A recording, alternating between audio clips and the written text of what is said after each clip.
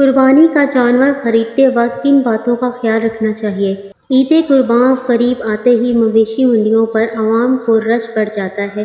ایسے میں جانور خریدتے وقت بعض ایسی باتیں ہیں جن کا خیال رکھنا بہت ضروری ہے۔ السلام علیکم رحمۃ اللہ وبرکاتہ۔ قربانی کا جانور خریدنے سے قبل اس کا باریک بینی سے مشاہدہ کرنا چاہیے۔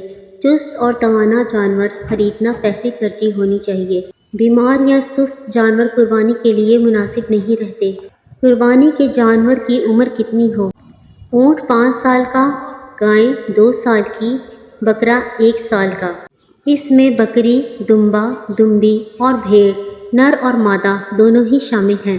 اس سے کم عمر ہو تو قربانی جائز نہیں، زیادہ ہو تو جائز بلکہ افضل ہے۔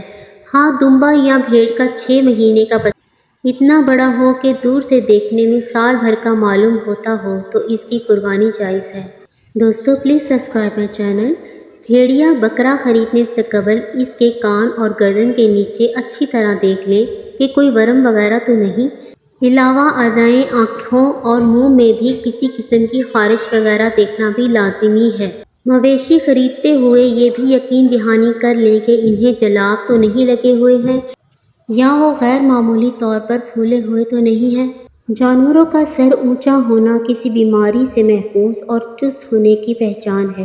وہ جانور جس کا سر ڈھلکا ہوا ہو یا نیچے کی جانب گرا ہوا ہو وہ کسی بیماری کا شکار ہو سکتے ہیں، کیونکہ عام طور پر چست جانور ہمیشہ اپنا سر اٹھا کر رکھتا ہے، نیچے کی جانب نہیں گراتا۔ ایسی صورت میں جانور نہ خریدیں۔ جانور خریدنے سے قبل اس کا اچھی طرح سے معائنہ کر لینا چاہیے۔ جانور کی آنکھیں اگر چمکدار ہوں اور ان میں پیلاہٹ یا سرخی نہ ہو، علاوہ ازیں کسی قسم کی رطوبت آنکھوں اور نتھنوں میں نہ ہو، تو اس کا مطلب ہے کہ جانور صحت مند ہے۔